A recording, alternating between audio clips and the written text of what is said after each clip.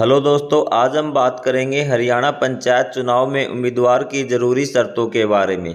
अगर आप भी किसी भी स्तर का पंचायत चुनाव लड़ना चाहते हैं हरियाणा में, तो आपको इन योग्यताओं को पूरा करना होगा। तो चलिए वीडियो को स्टार्ट करते हैं। सबसे पहले उम्मीदवार की वोट होनी चाहिए, उम्मीदवार की उम्र 21 वर्ष होनी चाहिए और फिर है शैक्षणिक योग्यता। देखिए, अगर आप सामान्य कैटेगरी से चुनाव लड़ रहे हैं तो पुरुष उम्मीदवार 10वीं पास और महिला उम्मीदवार 8वीं पास होना चाहिए। ये सामान्य कैटेगरी और ओबीसी कैटेगरी दोनों के लिए यही योग्यता है। एससी एसटी कैटेगरी के लिए जो है उम्मीदवारी, उसके लिए शैक्षणिक योग्यता है वो 8वीं पास है, चाहे वो महिला हो चाहे वो पुरुष हो।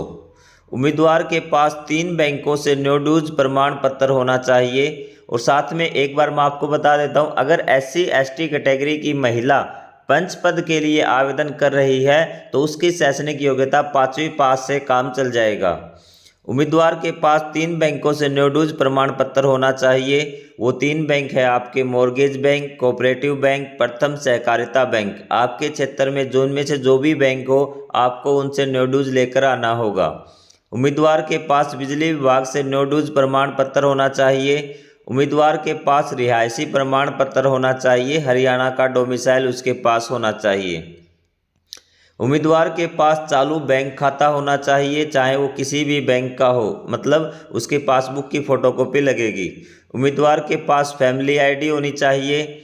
उम्मीदवार का किसी भी पंचायत ज़मीन व सरकारी ज़मीन पर कब्जा ना हो, मतलब उसको सरकारी एफिडेविट देना होगा कि मैंने किसी भी पंचायती ज़मीन या सरकारी ज़मीन पर कब्जा नहीं कर रखा। उम्मीदवार के पास शौचालय होना चाहिए, इसका भी आपको एफिडेविट देना होगा। उम्मीदवार पर कोई पुलिस मुकदमा नहीं होना चाहिए, ये भी एफिडेविट से काम चल जाएगा। अगर आपके पास पुलिस रिपोर्ट हो तो और बढ़िया हो जाएगा। उम्मीदवार के पास जाति प्रमाण पत्र होना चाहिए। अब जाति प्रमाण पत्र वाले केस में क्या है, यदि कोई आरक्षित सीट से चुनाव लड़ रहा, मान लीजिए अब बीसी ए के आरक्षित सीट से आप चुनाव लड़ रहे हैं, तो आपके पास अपनी जाति का प्रमाण पत्र होना चाहिए कि मैं बीसी ए जाति से संबंध रखता हूं। अगर आप एससी एसटी कैटेगरी में आकर चुनाव लड़ना चाहते हैं तो आपके पास एससी एसटी जाति संबंधित प्रमाण पत्र होना चाहिए, जाति से संबंधित। यदि आप सामान्य सीट से चुनाव लड़ रहे हैं तो आपको कोई भी जाति प्रमाण पत्र देने की आवश्यकता नहीं है। उम्मीदवार की 2 जगह वोट नहीं होनी चाहिए। अब है बात कि कौन कहां से चुनाव लड़ सकता है, ये मैं थोड़ा सा एक्सप्लेन कर दूं। आप जिस भी क्षेत्र से जिला परिषद के लिए, चाहे बीडीसी के लिए या सरपंच पद के लिए चुनाव लड़ रहे हैं, तो आपका उस क्षेत्र में वोट जरूर होना चाहिए।